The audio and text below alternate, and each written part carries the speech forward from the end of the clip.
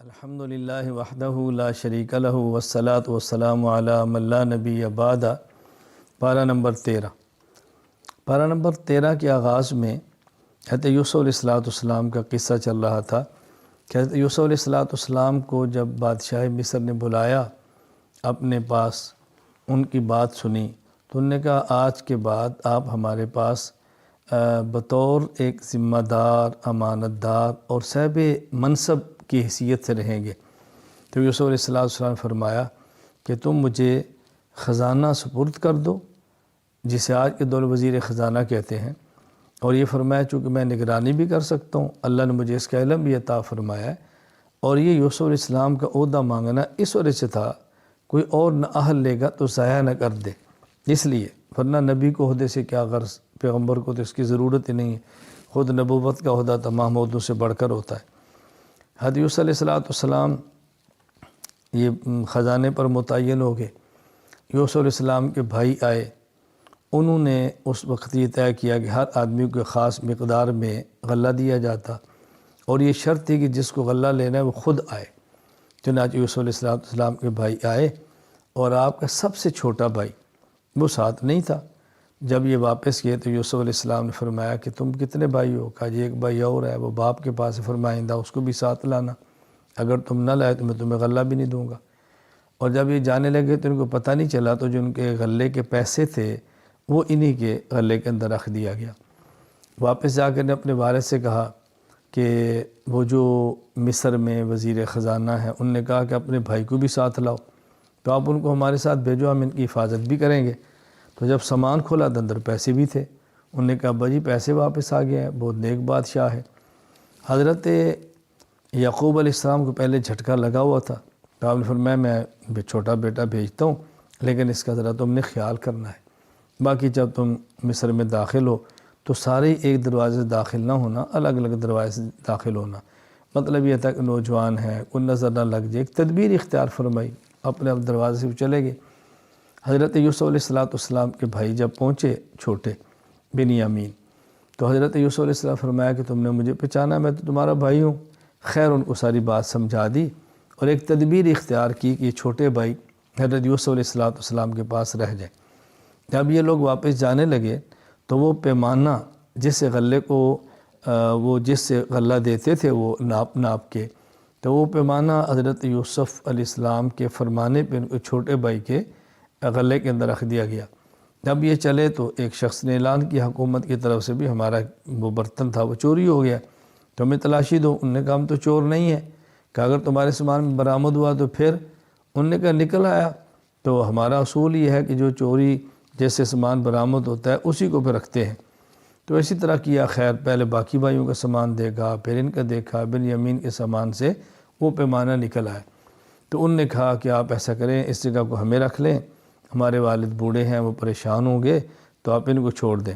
تو یوسف علیہ السلام فرمایا بھی ہم کیسے ظلم کر سکتے ہیں، تو جیسے چیز برآمد ہوگی اسی کو رکھا جائے گا۔ خیر رکھ دیا گیا۔ یہ واپس چل پڑے، تو ان کے سب سے بڑے بھائی یہودا نے کہا کہ تم جاؤ، میں تو نہیں جا سکتا، پہلے باپ کو بہت چوٹ لگی ہے، باقی اگر والد کو شبہ ہو کہ ہم نے زیادتی کی ہے تو انہیں کہنا ساتھ قافلے والوں سے پوچھ لیں، ہمارا کوئی قصور نہیں ہے۔ خیر یہ پہنچے، حضرت یعقوب علیہ السلام کے سامنے منظر حقائق تو نہیں تھے، آپ بہت پریشان ہوئے، اور اتنا آپ کی آنکھوں سے آنسو گرتے رہے کہ جیسے بھرائی چلی گئی، تو اور اللہ سے دعا مانگتے رہے، فرماتے انشاءاللہ ایک وقت آئے گا اللہ تعالیٰ سب کو لائے گا۔ تو یہ لوگ پھر جب ابھی قحط تھا، غلہ کم تھا، تو پھر گئے غلہ لینے کے لیے، یوسف علیہ السلام کے پاس پہنچے، تو یوسف علیہ السلام نے ان کو فرمایا کہ تم نے پہچانا میں کون ہوں، یا وہ کیا معاملہ ہے تمہارا؟ جو ان کے احوال پوچھے تو ان نے کہا کیا تو یوسف تو نہیں ہے؟ فرمایا ہاں میں ہی یوسف ہوں۔ اب انہیں اپنے گناہوں کا اعتراف کیا، جرم کا اعتراف کیا۔ یوسف علیہ السلام نے ان کو معاف فرما دیا، اور فرمایا میری قمیص ہے، یہ لے جاؤ والد صاحب کو دینا، اور انشاءاللہ اس ان کی بینائی لوٹ آئی۔ جو ہی یہ قافلہ چلا تو یہ معجزہ تھا حضرت یعقوب علیہ السلام پر کھل گیا، تو آپ نے فرمایا کہ مجھے اپنے بیٹے یوسف کی خوشبو آ رہی ہے۔ سبحان اللہ، اللہ نہ بتائیں تو قریب کنویں میں پڑا ہو، نہ بتائیں تو کئی سو کلومیٹر فاصلوں پر بھی بتا دیں۔ خیر جب یہ واپس پہنچے تو اپنے ساری صورتحال بتائی والد صاحب کو، قمیص دی، ان کی بینائی لوٹ آئی، تو پھر یہ والد، والدہ اور بھائی سارے یوسف علیہ السلام کے پاس پہنچے تو تعظیمی سجدہ کیا انہوں نے۔ یہ وہ خواب تھی یوسف علیہ السلام نے دیکھی تو اس کی آج تعبیر سچی نکلی کہ آپ کے بھائی ہیں، انی رأیت احد عشر کوکبا، 11 بھائی، پھر والد اور والدہ۔ یہ سجدہ تعظیمی تھا۔ عبادت کا سجدہ یہ تو حرام ہے، کبھی بھی جائز نہیں ہوا۔ ہاں تعظیمی سجدہ یہ ایک الگ چیز ہے، پہلی شریعتوں میں تھا، اب اس کی کوئی گنجائش قطعاً نہیں ہے۔ یہ مختصر سا اختصار سے میں نے واقعہ پیش کیا۔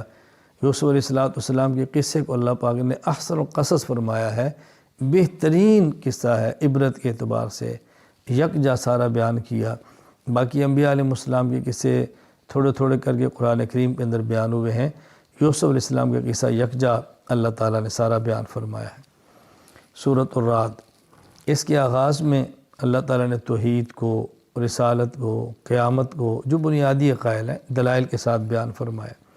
پھر اللہ تعالیٰ نے سورت میں حق اور باطل کی مثال دی ہے کہ باطل ایک مرتبہ ایسے ہوتا ہے جیسے سیلاب آتا ہے، پانی چڑھ جاتا ہے اور اس کے اندر میل کچیل بھی ہوتی ہے، جھاگ بھی ہوتی ہے، تو ایسے جھاگ وہ یعنی نظر آتا ہے کہ پتہ نہیں کیا ہوگا، لیکن تھوڑی دیر بعد جب پانی گزرتا ہے جھاگ ختم ہو جاتی ہے اور خالص چیزیں نیچے رہ جاتی ہیں۔ فرمایا اس طرح جب باطل کا ریلا آتا ہے تو بس اوقات حق بظاہر دب جاتا ہے، باطل ختم ہوتا ہے، حق پھر نیچے اوپر کے سامنے آ جاتا ہے۔ تو وقتی حالات سے بندے کو متاثر نہیں ہونا چاہیے، حق حق ہے اور حق اپنی طاقت دکھاتا ہے، حق اپنا راستہ بھی بناتا ہے۔ تو حق اور باطل کو اللہ تعالیٰ نے مثال سے سمجھایا ہے۔ اس طرح سونا پگھلاتے ہیں، چاندی پگھلاتے ہیں تو اوپر جو چیزیں آتی ہیں وہ سمجھے میل کچیل یہ باطل ہے، جو نیچے اصل سونا ہے وہ حق ہے، وہ نیچے رہ جاتا ہے۔ میل کچیل پھینک دیتے ہیں اور خالص سونا باقی بچ جاتا ہے۔ اسی طرح باطل آتا ہے اور ختم ہو جاتا ہے اور حق باقی رہ جاتا ہے۔ اللہ تعالیٰ نے پھر اس صورت میں متقین کی صفات کو بیان فرمایا ہے، عہد کو پورا کرتے ہیں، رشتہ داروں سے صلہ رحمی کرتے ہیں، اللہ تعالیٰ حکم کے مطابق جوڑ پیدا کرتے ہیں، بلا وجہ توڑتے نہیں ہیں، صبر کرتے ہیں، نماز کی پابندی کرتے ہیں، اللہ کے راستے میں خرچ کرتے ہیں۔ اور جو لوگ فساق ہیں ان کے اندر یہ صفات نہیں ہیں، اللہ تعالیٰ میں متقین اور صالحین میں شامل فرمائے۔ پھر آخر میں اللہ تعالیٰ نے اپنے پیغمبر کو تسلی دی ہے کہ یہ کہتے ہیں تو رسول نہیں، آپ ان کی پرواہ نہ کریں، آپ فرما دیں کہ اللہ کافی ہے میرے گواہی دینے کے لیے، اور جن کے پاس کتاب کے علم وہ بھی جانتے ہیں کہ میں سچا رسول ہوں۔ آگے سورہ ابراہیم، اس سورہ ابراہیم کے اندر اللہ تعالیٰ نے ایک تو قرآن کریم کو نازل الحکمت بیان فرمائی ہے، لتخرج الناس من الظلمات الی النور، کہ قرآن کریم نازل ہوا، اس سے ظلمت چھٹ جاتی ہے، نور صاف ہو جاتا ہے، یعنی ظلمت الگ ہے اور نور الگ ہے۔ حق اور باطل کو قرآن کریم الگ الگ کر دیتا ہے۔ اس میں تو موسیٰ علیہ السلام کے قصے کو بیان فرمایا ہے، اور پھر بطور خاص کلمہ طیبہ اور کلمہ خبیثہ، اچھا کلمہ اور برا کلمہ، اس کو اللہ تعالیٰ نے مثال کے ساتھ سمجھایا ہے کہ اچھے کلمے کی مثال ایسے ہے جیسے درخت ہے، جڑیں اس کی زمین میں ہیں اور مضبوط ہیں اور بلند درخت ہوتا ہے۔ اس طرح کلمہ طیبہ بہت مضبوط ہوتا ہے، اس کو ختم کرنا مشکل ہوتا ہے، اور جو کلمہ خبیثہ ہے وہ ایسے ہے جیسے ایک درخت ہے جس کی جڑیں بھی مضبوط نہیں، جدھر سے ہوا آئی تو اس کو کھاڑ کے لے گئی۔ خیر کلمہ طیبہ کو اللہ نے ایک اچھے درخت، مضبوط درخت اور بڑے درخت کے ساتھ تعبیر کر کے مثال دے کر سمجھایا ہے۔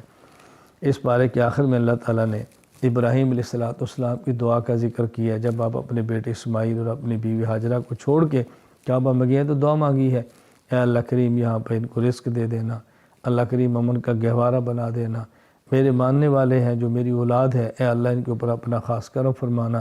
اللہ نے دعا قبول فرمائی ہے، اور آج پوری دنیا میں کعبہ اور مکہ امن کی جگہ بھی ہے، اور جب موسم نہیں ہوتا پھر بھی سارے رزق، سارے پھل الحمدللہ وہاں پہ میسر ہوتے ہیں۔ اور یہ دعا مانگی کہ یا اللہ جو میری بات مانتے ہیں ان کو معاف بھی فرما دینا، مغفرت کی دعا بھی مانگی ہے۔ تو معلوم ہوا کہ اپنی اولاد کے لیے امن کی دعا مانگنا، رزق کی دعا مانگنا، برکت کی دعا مانگنا یہ انبیاء علیہ السلام کا شیوا ہے، اور ہمیں بھی اس کا اہتمام کرنا چاہیے، اپنی اولاد کے لیے، اہل خانہ کے لیے، تعلق والوں کے لیے دعاؤں کا اہتمام کریں۔ اور پھر کفار کو بتایا کہ تمہارے پاس کچھ بھی ہے، طاقت ہے، یہ ظاہری ہے، یہ ختم ہو جائے گی۔ اللہ تعالیٰ ہمیں اپنی ذات پر ایمان کامل عطا فرمائے، اور اپنے اور سب کے لیے دعائیں مانگنے کی توفیق عطا فرمائے۔ وآخر دعوانا الحمدللہ رب العالمین۔